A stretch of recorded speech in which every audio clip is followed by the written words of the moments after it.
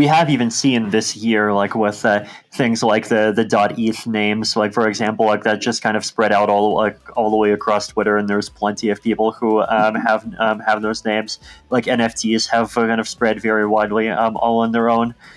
So I think like blockchain applications that just kind of like find that niche and find that like way of both having value and being able to like really express and present that value to a lot of people, like can very easily break out. And I could easily see that happening in more cases, right? Like I could see even just like sign in with Ethereum, for example, kind of helping to lead this kind of big wave of Ethereum as an identity, kind of like taking off and being used much more. Like obviously, like cryptocurrency by itself is something that like I don't really necessarily think we need big coordinated efforts. If they find it valuable, they'll find a way to use it. They're going to just keep growing organically over time. I do think that like there can be a value in coordinated efforts, create a local district where like all the shops accept like Bitcoin or ETH or whatever else. Like that's valuable as a kind of community thing of like, saying, hey, this district is kind of now a crypto heavy district. And so people that are like enthusiastic about crypto things are more likely to all move there, and that can create these kind of interesting networks.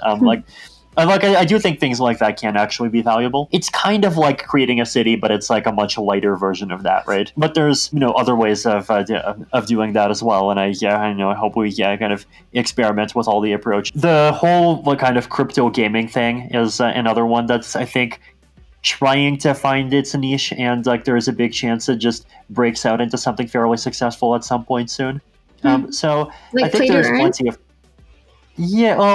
play to earn, or even just like I don't know. I mean, I think there's like different ways, like hundreds of different models, and like if any one of them becomes really successful, I think it could be successful. Like the big challenge with institutional adoption, that the value that institutional adoption can provide is that it can like really reduce friction and make it easier for the organic adoption to happen. But institutional adoption by itself, when there isn't an organic will, I think is something that can just kind of very easily kind of just sputter out and stall, right? Like there's a lot of cases of these big companies that started accepting crypto for payments with a lot of fanfare, and then like a couple years later they realized that like, wait, we only have like 45 customers that actually use that option. Countries like El Salvador just like making it outright mandatory, that's definitely more skeptical and more concerned, because like when you not even just like make it institutional push, but even like start forcing people to accept it, then like you're pushing a technology on people who don't really care much about it, and are basically are not even given the option to kind of pass by it, right? And not really care. And so like exposing people in that way to in kind of large numbers to something that they don't understand well, like there's just so many ways in which that can end up going wrong, and like that can end up just leading to people losing money or getting scammed, or even just.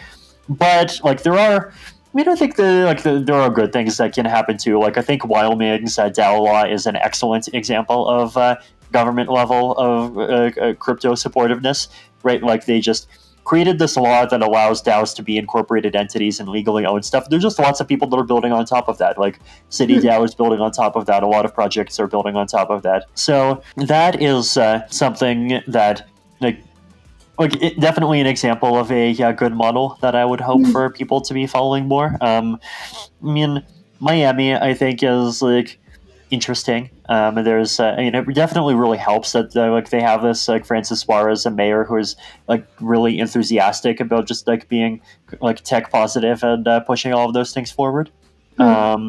There's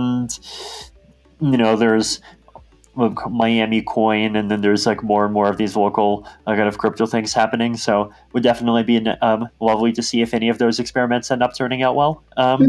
So yeah, I mean, I think like there's great ways for institutions to kind of have a mutually beneficial relationship with the crypto space. There's like good ways, there's okay ways, and then there are also ways that like do risk being. I think if the U.S. takes a very hardline approach, like it would definitely be difficult for like a lot of like very important crypto things to be done in the U.S. But it would definitely still continue in full force outside of the U.S. I think, but like A world where lots of countries like ban crypto and try really hard to ban crypto is definitely a world in which it's like much harder for crypto and like especially and if good things being built on top of crypto and like attempts to connect it to the kind of existing world more to prosper.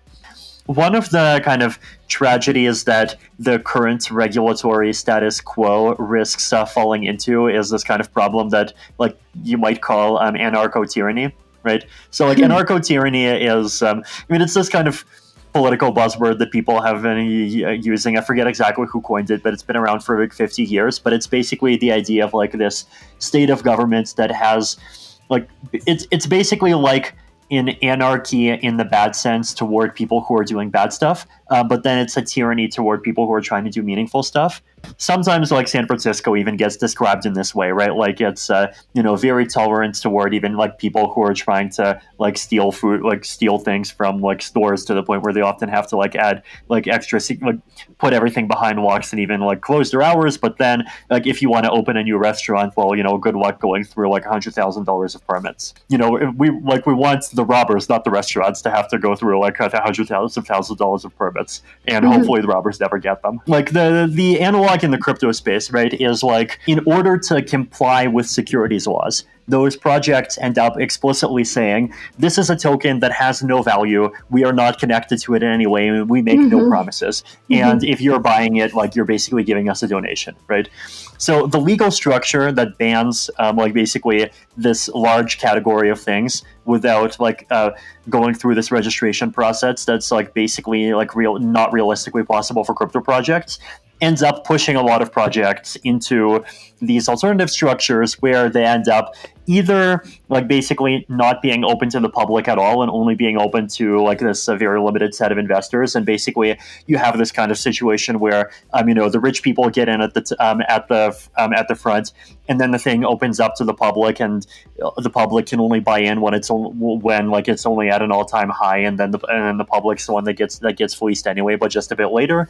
Or they create these structures where like basically the public, instead of buying into something where they have actual kind of like assurances of something, they're basically buying into something where they have no assurances at all except the developer's goodwill. It's like, people like Uniswap and these like very well-meaning DeFi projects are getting subpoenas and have to spend huge amounts of money on lawyers. But then, we have like outright criminals that are stealing millions of dollars that are just roaming free, right? And I feel like if it was the opposite, right, like if the DeFi projects did not have to deal with so much of this regulatory stuff, but at the same time there was more work going into like going after all these multi-million-dollar thefts. Like that feels like that would be a world that's better for everyone, right? But like the challenge is that the reason why anarcho-tyrannies happen is that they're just easy, right? Because if you want to do something meaningful, then you have to kind of like, in some sense, you have to make yourself vulnerable. You have to have a presence. You have to like do things that require long-term plans. You have to have a team. And so like doing meaningful and valuable things makes you more vulnerable.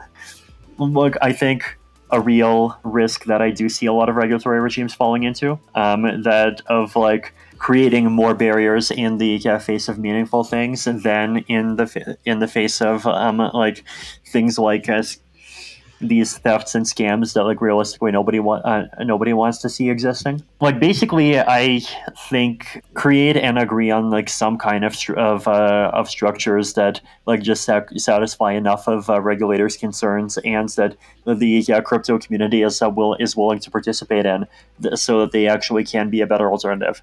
And like what those might look like, it's like this is a hard problem, right? Like the reason why it hasn't been solved yet, I think, is that it's a hard problem. Yeah, but I mean, I do think it's something that's like worth more people kind of thinking about and looking into.